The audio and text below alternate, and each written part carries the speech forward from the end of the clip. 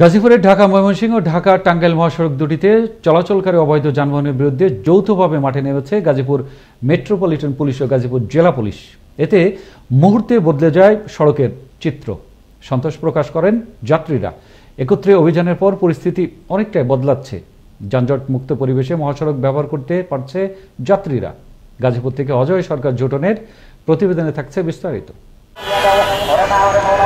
2 সপ্তাহ আগেও গাজীপুরের ঢাকা ময়মনসিংহ মহাসড়কের চান্দনা চৌরাস্তা থেকে টঙ্গী পর্যন্ত 12 কিলোমিটার সড়ক পথে যেতে সময় লাগত প্রায় 2 থেকে আড়াই ঘন্টা। ভুক্তভোগীরা বলছেন, এ পথে যানজটে আটকা পড়ে নাজেহাল হতে হয়নি এমন যাত্রী পাওয়া মুশকিল। তবে প্রশাসনের পদক্ষেপের ফলে এখন 12 কিলোমিটার সড়ক পথ পাড়ি দিতে সময় লাগছে 30 থেকে 40 মিনিট। এতে সন্তোষ প্রকাশ করেন যাত্রী ও চালকরা। এই রাস্তা তো ভালোই লাগতেছে, খালি লাগতেছে। এদিকে সাধারণ যাত্রী চলাচলের ক্ষেত্রে অনেক সুবিধা হইতেছে। কষ্টই তো চলাফেরা, দাঁড়াই দিছি, গাড়ি পাইতেছি না।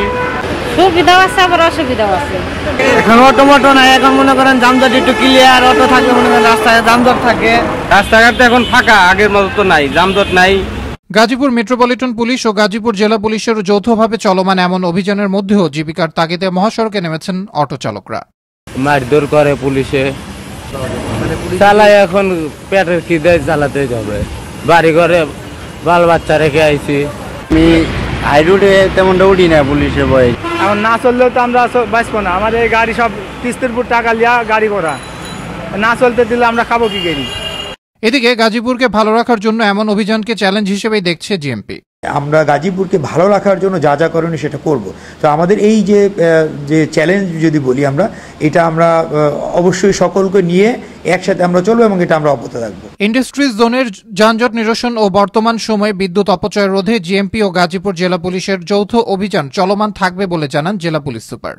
আমি মনে করি এই অভিযান অব্যাহতের মাধ্যমে গাজীপুরবাসীকে একটি সুন্দর নগরী উপহার দিতে পারব, যার ফলে ইন্ডাস্ট্রিয়াল বেল্টের নাগরিকরা যেন উপকৃত হবে, শিল্প উদ্যোক্তা উপকৃত হবে।